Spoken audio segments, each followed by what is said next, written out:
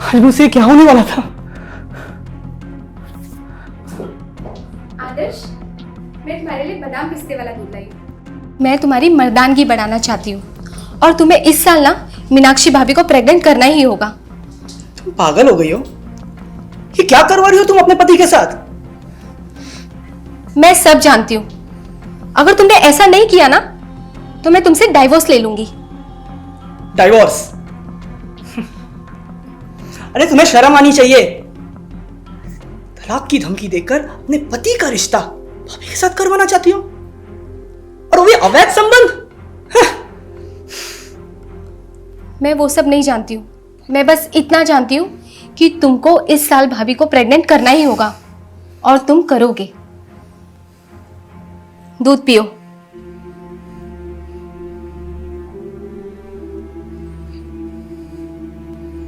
खड़े क्या हो, दूध पियो और जाके भाभी को प्रेग्नेंट करो।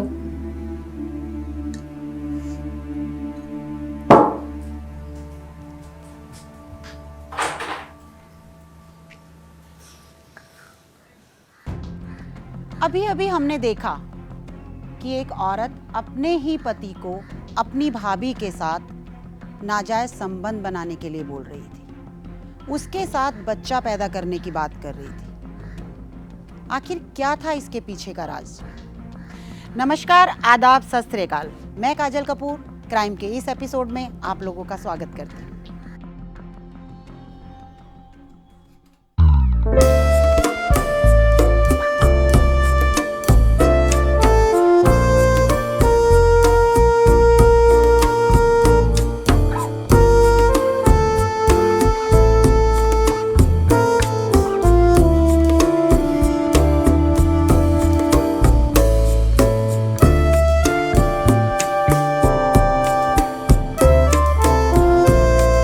क्या बात है आदर्श, आज तुमने आने में बहुत देर लगा दी।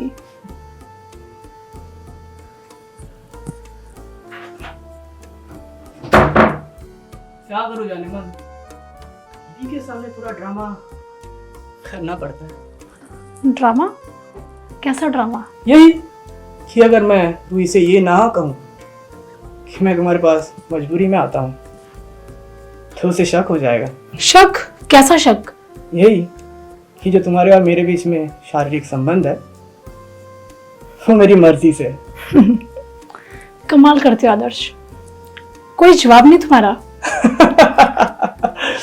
जाने मन, झूठ बोलना पड़ता है सारे राजों को छुपाने के लिए। कम ऑन आदर्श, अब तुम्हारे बिना एक रात भी बिताना मुश्किल होता जा रहा है। मैं तुम्हारे बिना एक रात भी नहीं रह सकती।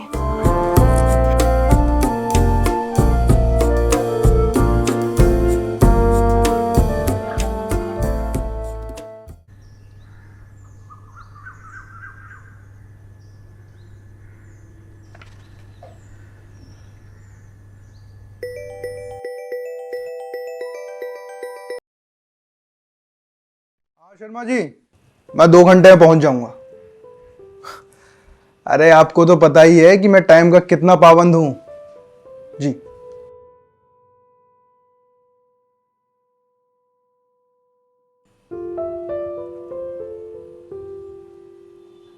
पंकज, आप खुद ही चले जाते रूही और आदर्श को लेने।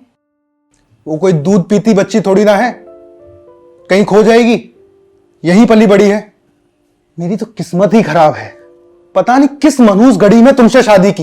मेरा तो बस चले मैं इस घर से ही कहीं चला जाऊं। हाय भैया। हाय, कैसे भैया? गुड।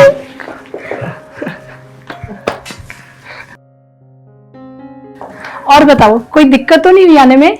नहीं भाभी, कोई दिक्कत नहीं हुई। और भैया वैसे भी ना मेरी पोस्टिंग यहाँ पर हो गई है और मैं बस कुछ ही महीनों में अपने ऑफिस के आसपास एक घर ले लूंगी। कोई बात नहीं रूही, ये भी तुम्हारा ही घर है। और आदर्श, तुम बताओ कैसा चल रहा है सब? सब सही है भैया। आदर्श, क्या सारी जिंदगी मेरी बहन की कमाई पर ही जियोगे? खुद कुछ करना सीखो। पंकज, क्या आप कभी भी कुछ कह देते हो? छोड़िए ना भैया भाभी, आप दोनों की शादी को बहुत साल हो गए। अब ये बताइए कि मेरी गोद में मैं भतीजा कब खिलाऊंगी? तुम्हारा ये सपना इस जन्म में तो पूरा नहीं हो सकता रूही। ऐसी कैसी बातें कर रहे भैया? पंकज, कुछ ज्यादा नहीं हो रहा है? मैं कब तक सच्चाई छुपाता रहूंगा? आज बोलने दो मुझे। किस सच्चाई की बात कर रहे हो भैया? यही कि तुम्हारी भाभी बांझ है।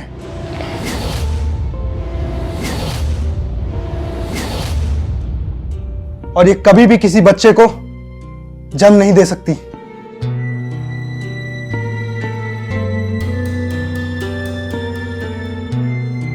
और अब मुझे सारी जिंदगी ये बोझ लेकर जीना होगा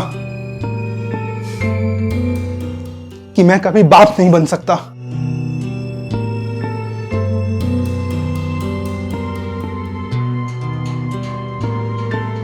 ये क्या भैया, रुला दिया ना आपने भाभी को?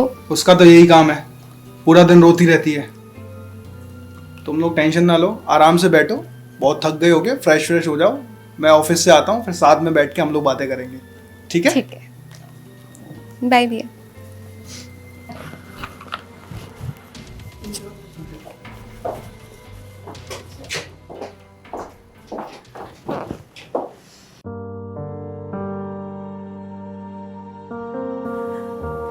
भाभी प्लीज आप रोइए मत। भगवान के घर देर है पर अंधेर नहीं। रूही, मेरी जिंदगी में अंधेरे के अलावा कुछ भी नहीं है। ऐसा मत बोलिए भाभी। पता है आपको भैया आपसे कितना प्यार करते हैं। उनके लिए इतने सारे रिश्ते आए थे पर उन्होंने सिर्फ आपसे शादी करने के लिए हाँ कहा। तुम्हें नहीं पता रूही, मर्दों की मानसिकता कैसी होती है। वो अपनी गलतियां सिर्फ औरतों पर ही लाद देते हैं।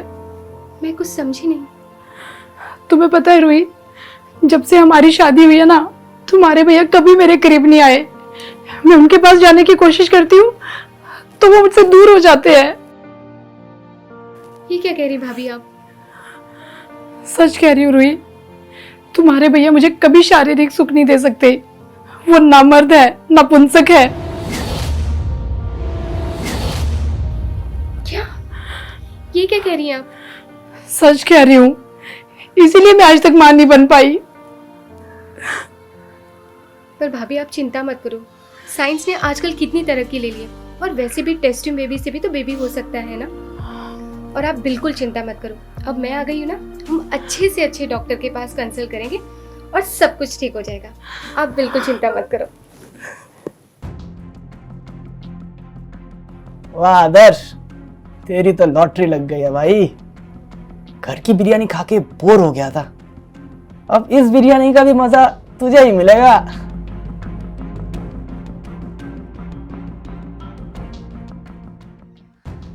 हमारी इस कहानी में बहुत सारी ऐसी गुत्थियां उलझी हुई थी जो शायद नजर नहीं आ रही थी। क्या था इस कहानी के पीछे का राज? कहीं कहीं ऐसा लगता था कि आदर्श और मीनाक्षी दोनों साथ में मिले हुए हैं, लेकिन कहीं कहीं ऐसा लगता था कि आदर्श जो कुछ भी कर रहा है वो अपनी पत्नी रूही के कहने पर कर रहा है। पंकज मीनाक्षी पर इल्जाम लगा रहा था कि वो बांझ है, मां नहीं बन सकती। वहीं मीनाक्षी रूही को ऐसा बताते हुए नजर आई कि पंकज बाप नहीं बन सकता, या फिर पंकज उसके साथ ऐसा कोई रिश्ता रखना ही नहीं चाहता कि वो मां बन पाए। क्या थे इस कहानी के पीछे के राज? आइए जानते हैं।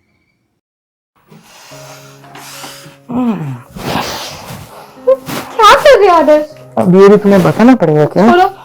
देखो बहुत रात हो गई, जाकर सो जाओ। अरे अरे छोड़ो तुम्हारे आदर्श, साथ बिताई हुई रातें भी ना छोटी पड़ती है। छोड़ो मुझे जाने दो। अरे देखो प्लीज, मुझे परेशान करने की जरूरत नहीं है, बहुत मैं थक जाती हूँ। प्लीज प्लीज आदर्श। अरे तुम आओ Please. ना।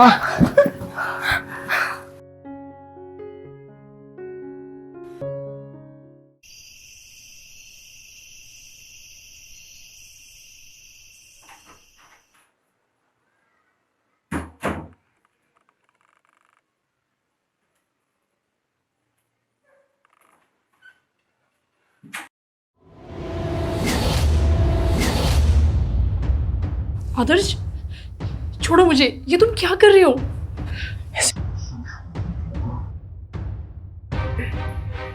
से प्यासा हूं मैं तुम्हारा, ये प्यास नहीं बुझेगी। आदर्श, रूही देखेगी तो क्या सोचेगी? रूही की चिंता मत करो, फिर मैंने नींद की गोली दी थी, कुछ है इनकी नींद सोनी। तो आ जाओ शालिमा। प्लीज छोड़ो मुझे।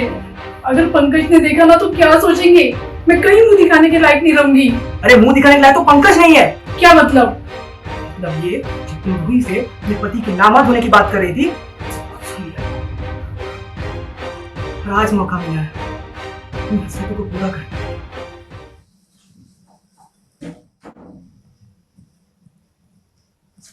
अरे क्या कर रहे हो जालिमा? आदर्श, तुम यहाँ क्या कर रहे हो? अरे भाभी आप, अरे मुझे लगा रूही है। देखिए भाभी साहब, रूही या रूही के भाई को मत बताइएगा, वरना वो क्या सोचेंगे मेरे बारे में। आदर्श, मैं भी तुमसे यही कहना चाह रही थी कि तुम भी रूही और रूही के भाई को ये मत बताना कि मैं तुम्हारे कमरे में आई थी। अरे कैसी बातें कर रही हैं आप? ना ये सब बातें भूलने की थोड़ी ना होती है। वैसे भाई साहब बहुत नसीब वाले हैं, आप जैसी हॉट चीज़। अरे हमारा तो नसीब ही टूटा है। क्या फायदा ऐसे जिस्म का जिसका कोई इस्तेमाल ही ना हो।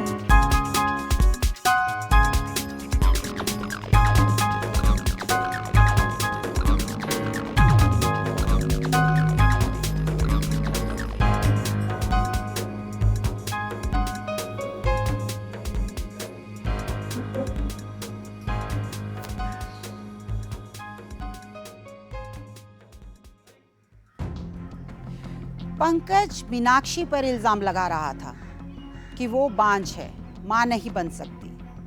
वहीं मीनाक्षी रूही को ऐसा बताते हुए नजर आई कि पंकज बाप नहीं बन सकता, या फिर पंकज उसके साथ ऐसा कोई रिश्ता रखना ही नहीं चाहता कि वो मां बन पाए। क्या थे इस कहानी के पीछे के राज, आइए जानते हैं।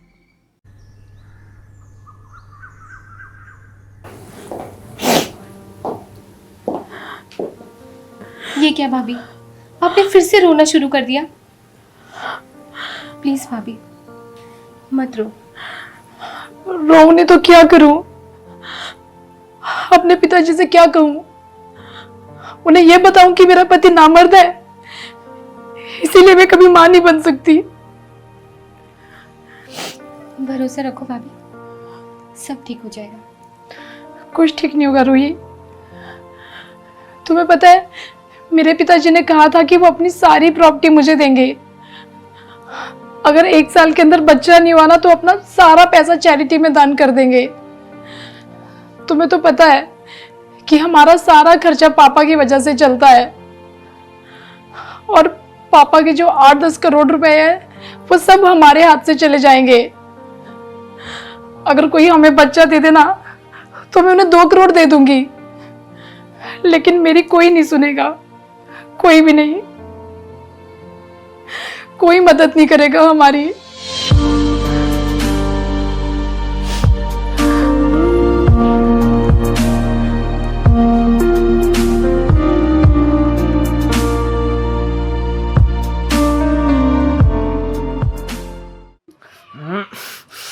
अरे चलना।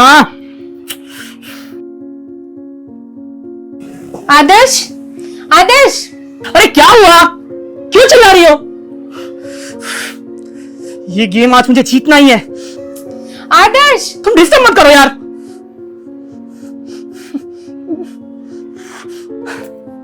हार गया, वापस से हार गया मैं।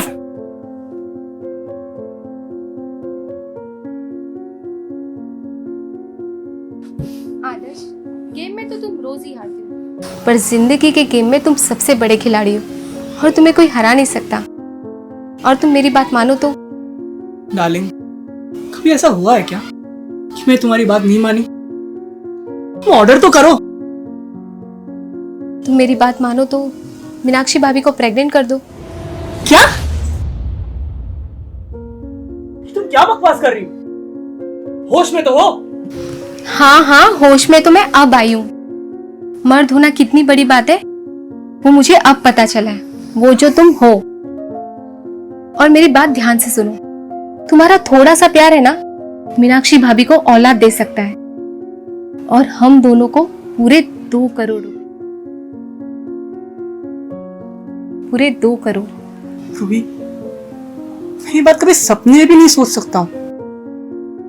और मीनाक्षी भाभी के साथ उनके लिए पंकज भैया तो है ना। ये तो है, पर भैया ना मर्द है, इसीलिए तो भाभी को आज तक कोई औलाद नहीं हुई। और जब मैं तुम्हारी बीवी होकर मुझे कोई प्रॉब्लम नहीं, तो तुम्हें क्या प्रॉब्लम है? देखो, शादी के बाद से तुम अभी तक जॉबलेस थे, पर मैंने तुम्हें आज तक कोई ताना नहीं मारा, और तुमने मेरी बात नहीं मानी ना, तो मैं तुम्हें तलाक दे दूंगी। तलाक? क्या बोल रही हो, तुम्हें पता भी है? और अगर मैं इस चीज के लिए हाँ भी बोल दूं, क्या मीनाक्षी भाभी राजी होंगी? वो तुम मुझ पर छोड़ दो, बस तुम भाभी को प्रेग्नेंट कर दो।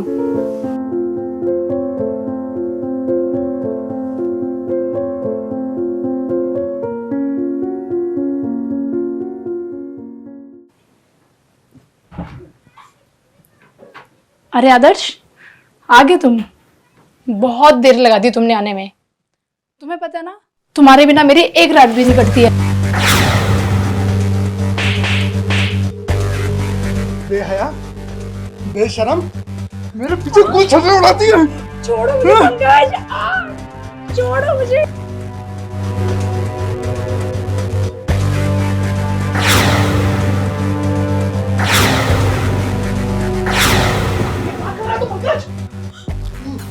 मेरे पीछे मेरे घर में है? मेरी बीवी के साथ।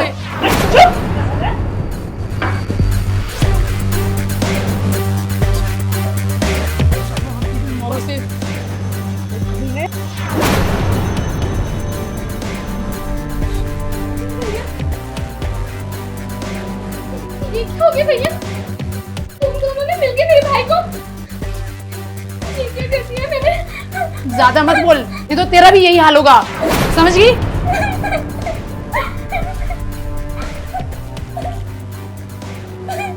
निकल यहाँ से।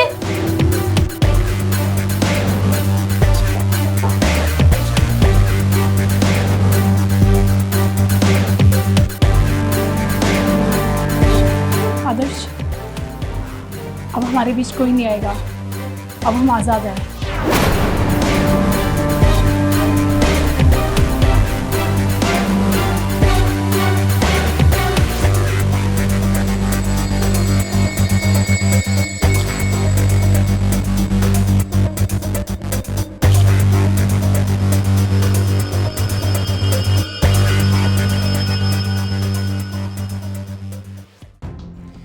रूही के 2 करोड़ रुपए की लालच ने उसे इस तरह का काम करने पर मजबूर कर दिया।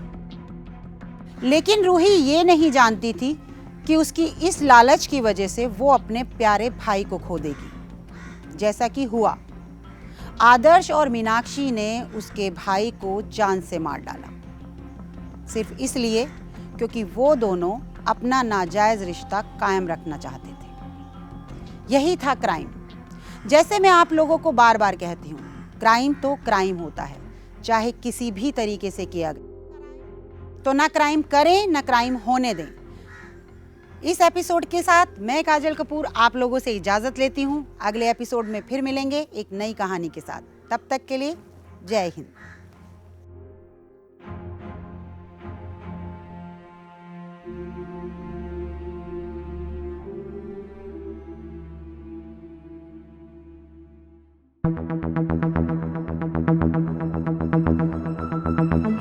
Thank you.